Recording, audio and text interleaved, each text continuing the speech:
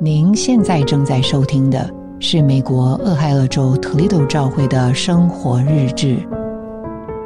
今天要和您分享的题目叫以斯拉过新年。人们常说一元复始，万象更新。对于新的一年，人总是充满了希望与期待。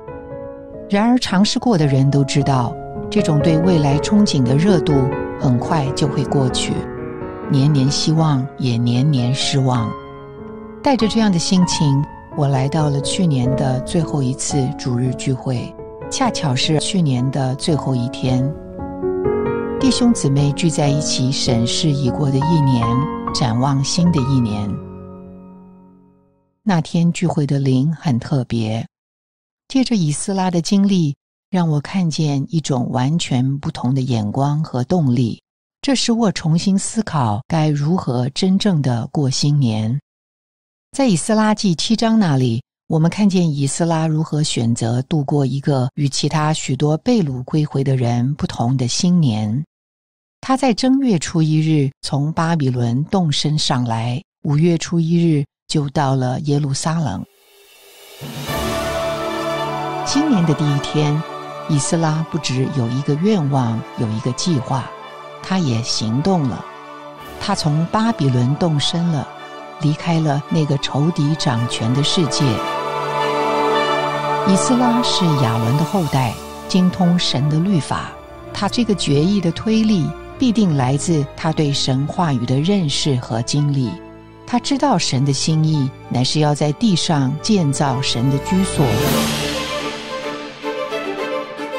而耶路撒冷是神立为他名的地方，所以他行动的方向和目的地是明确的，就是耶路撒冷，这个为着建造神居所的独一立场。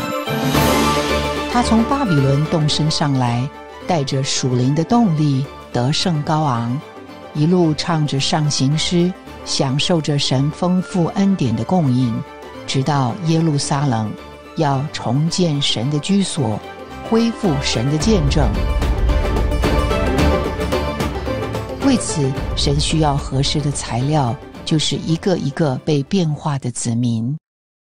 然而，以斯拉知道，除去巴比伦在神子民里面所留下的遗毒，唯一的路就是使他们被主的话重新构成。所以他立定心志，殷勤劳苦，用神的话一点一点的喂养教导神的子民，将他们成熟的献给神。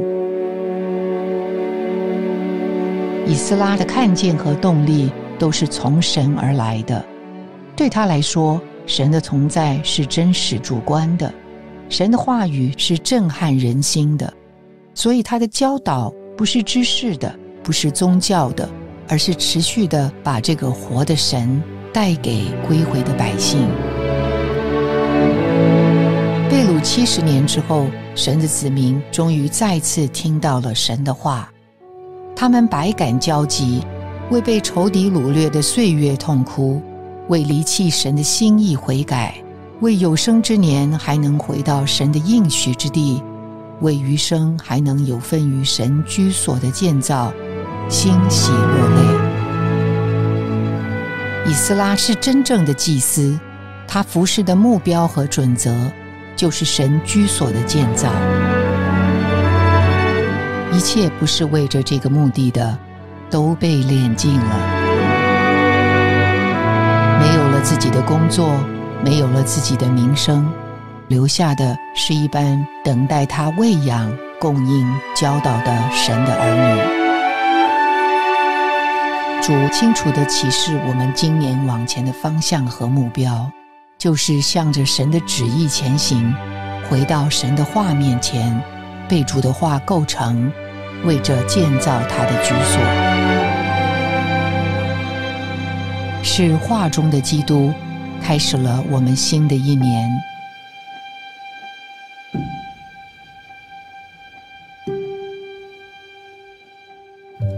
基督长新不旧，满了生命的炸力和盼望，让我们蛮有动力地从宗教和世界的捆绑里走出来，向着神建造居所的旨意有活力的前行。让我们用真理彼此喂养和牧养，好将神带给人，也将人带给神。今年不会一样，因为我们与以斯拉一同过新年。感谢您的收听，希望您能从今天的信息中得到亮光和启示。